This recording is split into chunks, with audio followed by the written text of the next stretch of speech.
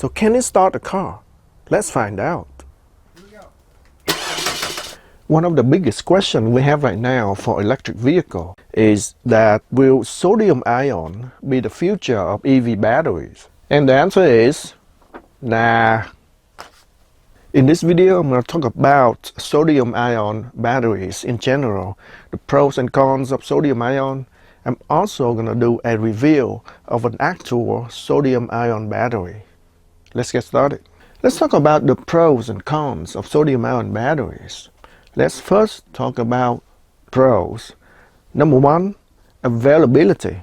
Sodium ion is everywhere. It's so easy to find, and therefore it will be cheaper to manufacture. Pros number two, cobalt, nickel, and copper, they are not required in the manufacturing of sodium ion batteries. Less material, so it's easier and cheaper to make.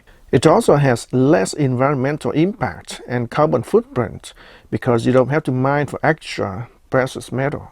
Number three, the electrolyte in sodium ion batteries are less volatile and therefore they're less prone to thermal runaway at high temperature. Number four, you can discharge sodium ion batteries down to 0%. The crystal sodium structure is stable even when all sodium ions are removed from the structure during discharge. This will make it much safer to transport.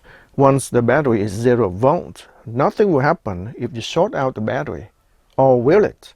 I will make a separate video and try this and confirm this. Number five, sodium ion batteries are stable at low temperature. This particular one is still usable at negative 40 degrees Fahrenheit and up to 176 degrees Fahrenheit. You can charge and discharge the battery at much lower temperature without damaging the battery. And finally, it has very high power output, aka discharge rate. How high is it? I will show you later in the video and the result will shock you. So those are the pros. Now let's talk about the cons. The disadvantage of sodium ion batteries. Number one is a low energy density, between 100 to 160 watt-hour per kilogram, which is very similar to lithium iron phosphate batteries. On the other hand, lithium ion battery energy density is about twice that. Number two is size and weight. Lithium density is only 0.5 gram per cubic centimeter. Sodium density is almost 1 gram per cubic centimeter, which is twice that of lithium, and therefore sodium ion batteries will be bigger and heavier than lithium ion battery. Number three is voltage range. You can discharge sodium ion batteries from 3.9 down to 1.5 volts, which is very low compared to lithium ion batteries. Power is volts times amp. If you lower the voltage, you have to increase the current. And therefore, instead of using a thinner wire now with sodium ion battery, because of the lower voltage, you're going to need a thicker wire. And finally, there's a problem with the charging voltage. Sodium ion batteries can be charged up to 3.9 volts each cell. This battery is 4S, and therefore I have to charge it up to 15.6 volts. This is a 12 volt battery. At maximum charging voltage is 15.6 volts. That means if you hook it up to a 12 volt inverter, there is going to be a problem. If you hook it up to a 12 volt car system, it's not going to be happy either. For older cars, they're not picky, so that's okay. 15.6 volt is okay. But for newer cars, 15.6 volt is a bit high. To mitigate the problem, you can charge the battery at a low voltage, let's say 14.8. And I have tested the capacity of this particular battery charging at 14.8 versus 15.6. I lost about 4% capacity, which is not bad. And the good thing about charging the battery at a lower voltage is that you will increase the lifespan of the battery. There is one similarity between a sodium ion battery and a lithium iron phosphate battery, is that they have almost the same life cycle, which is about 4,000 cycles. For the next part of the video, I'm going to do a review of this Acoucou sodium ion battery, model number YTX9A. This is a motorcycle battery. So it's designed for motorcycle. It's quite small and it's very lightweight. Compared to a lead acid battery of the same size, it's much lighter. This one is quite heavy. This one weighs almost nothing compared to the lead acid battery. The dimensions of the battery, 6 inches by 4 inches by 3 inches. It weighs a whopping 2 pounds 11 ounces or 1.2 kilogram. Even though it's a motorcycle battery, this is indeed a 12-volt battery, and you can hook it up to an inverter and use it as an off-grid system. Let's hook it up, turn it on, and I can turn on my 120 volt light bulb. The capacity on this is only 4 amp hours, so it's not that great, but because it's so lightweight, it's very convenient to carry around. It's time to charge up the battery. Sodium-ion batteries need to be charged at 3.9 volts per cell. This battery is 4S, so it's going to be 15.6 volt total. However, I have contacted Acoucou customer service and they have suggested me to charge it at 14.8 volts instead of 15.6. Charging at a lower voltage might result in lower capacity, but I'm just going to try it and see what happens. I'm using my battery tester to charge up the battery, and this is the model number. This unit is plugged in my computer by USB so I can control it from my computer. Right now the battery is 13.22 volts and we are going to charge it to 14.8 volts and I'm going to charge it at 1 amp current. This battery is a little bit over 4 amp hour capacity, so charging at 1 amp is about a quarter of its capacity. Alright, let's start charging. Here we go.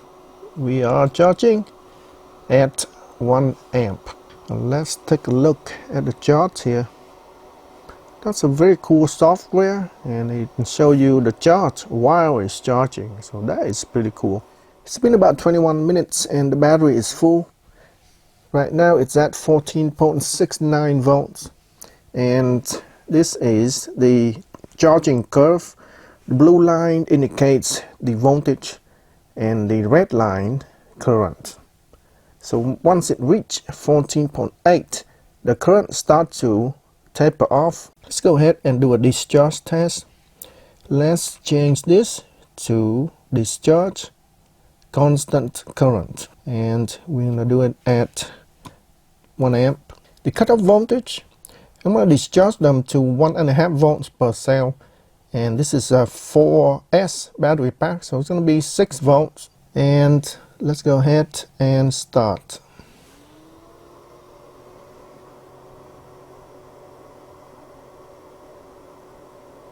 It's going to take about 4 hours to finish. Alright, we are done with the discharge test, and I have discharged the battery down to 6 volts.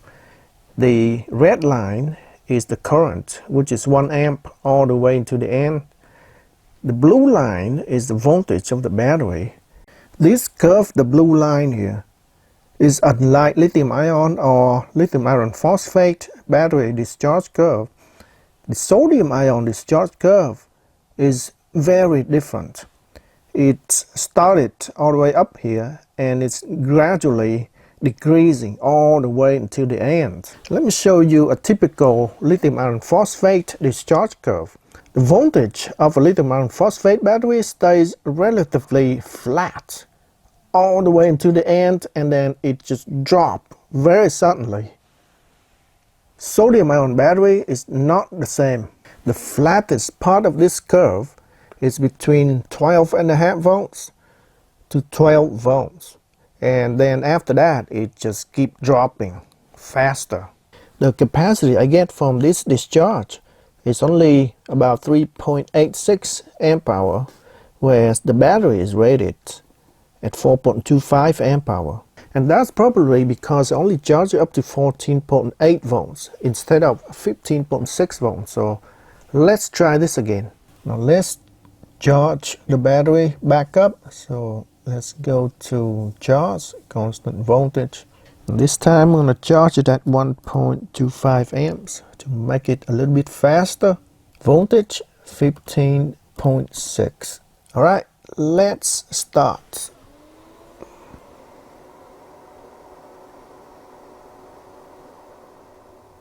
Alright, I have finished charging the battery, and let's take a look. The total capacity we put in the battery is 3.896 amp hour, almost 3.9 amp hour. That's not good. I'm expecting more than 4.25 amp hour to put in the battery, and that's much less. The red line is the current, and there's some spike down here. That means at some point during the charging process, it stopped charging for a brief moment, here, here, and here. Very peculiar, probably just a software glitch. The blue line here is the voltage curve, and it's very peculiar. It charges up to 12.8 volts, and then suddenly it jumps all the way up to 14.9. It's very strange. Now let's go ahead and do a second discharge. This time I'm going to do the same thing. I'm going to discharge at 1 amp, and cutoff voltage is 6 volts. Let's start.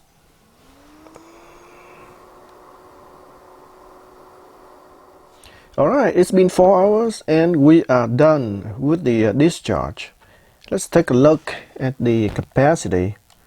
Total capacity is only 4 amp hour. It also shows the same here on the screen of my tester, 4005 milliamp hour. So that is not quite the 4.25 amp hour printed on the label of the battery here.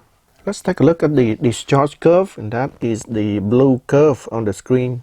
You can see the steepest part of the drop in the voltage is at the beginning. For the first half an hour, it drops from 15.4 down to 12.5. And then at the ends, for the last half an hour, it drops very steeply from about 9 volts down to 6 volts. The rest of the curve is a gradual decline, which is very different from lithium ion or even lithium iron phosphate battery. This is a motorcycle battery, so it's designed for starting a motorcycle. But there's one thing I noticed, that it has 250 cranking amp, which is more than enough to start my car. So can it start a car? Let's find out. This is a 20-year-old Toyota Matrix. It has a 1.8 liter engine, which is the same engine as the Toyota Corolla. I'm going to remove my old battery and put this in here and see if it's going to start my car. By the way, these are 2 lawnmower batteries I installed in this car about a year ago. Still works like a charm. Alright, I've got the battery installed. That is the most ridiculous thing I've ever seen. This thing is so small. The voltage on the battery is 15.35 volts, which is way more than a normal battery. This is an older car, so it doesn't care. But if you have a newer car, that might have a problem. Let's first turn it on to see if it works. Oh yeah, works and no problem at all. It's a moment of truth. Is it going to start the engine? I've got the amp meter and the voltmeter here ready. All right, here we go. No problem yet. Here we go. Oh my God. It actually started. That's amazing. No problem yet. Here we go.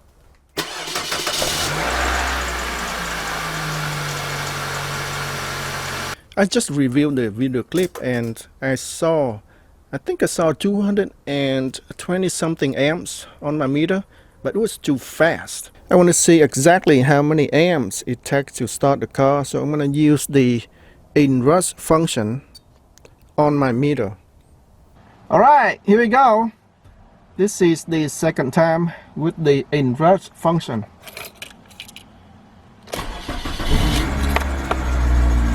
Yep, works like a charm.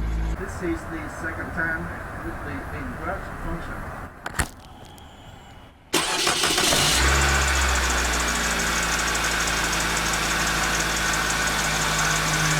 So there you go. 261 amp to start this car. That's a little bit more than the 225 amp on the label of the battery. That is awesome. This is an awesome battery. I'm very surprised that it can start my car, not just once, multiple times. There's no way a lead acid battery like this, of the same size, can start this car. That's impossible for a lead acid battery. Next, I'm going to tear it down and show you what's inside. I finally got the top case out. Are you ready? Ta-da! Check this out. 18650 batteries. There are 20 of them. 5 in parallel, 4 in series. There are no BMS on this battery. The wires go directly to the battery main terminals. The wires, they are 12 gauge, and there are 2 of them going onto each battery terminals, and it goes on each side of the terminal, so that is pretty good. This is for evenly distributed current that goes out to the wire. The insulation on the wire is made of silicone, so that is pretty good. It is very heat resistant. There is a little board down there, and that is the balancer board. It's responsible for balancing all of the cells on this battery. I want to check on the voltage of the cells to see how balanced the battery is. The entire pack is encased inside a silicone gel on the bottom here. It's a gray material on the bottom, and I cannot remove the battery pack out. I'm going to use the terminals on the balancer here to measure the voltage of the cells. See what we got. First cell 3.63, second 3.71, third 3.76, and the last cell 3.79. All of the cells on this battery is not balanced. The lowest cell on this battery is 3.63 and the highest is 3.79.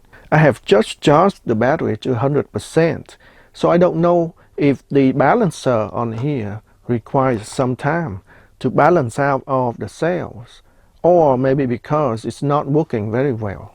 I have tried a lithium-ion battery balancer in the past, and it did require some time to balance out the battery, usually within 24 hours. Let's take a peek inside the battery and see what kind of cells we got. Part number is 18650H-C. Capacity 850 milliamp hour. We got 5 cells in parallel, so 0.85 times 5, 4.25 amp hour, which is exactly as stated on the label of the battery. This is an LG MJ1 18650 lithium-ion battery. It is the same size as the sodium-ion cells on here, but it is 3.5 amp hour capacity compared to only 0.85 amp hour. It is more than 4 times the capacity compared to this sodium-ion cell. And that means sodium-ion batteries still have a long way to go to improve their energy density.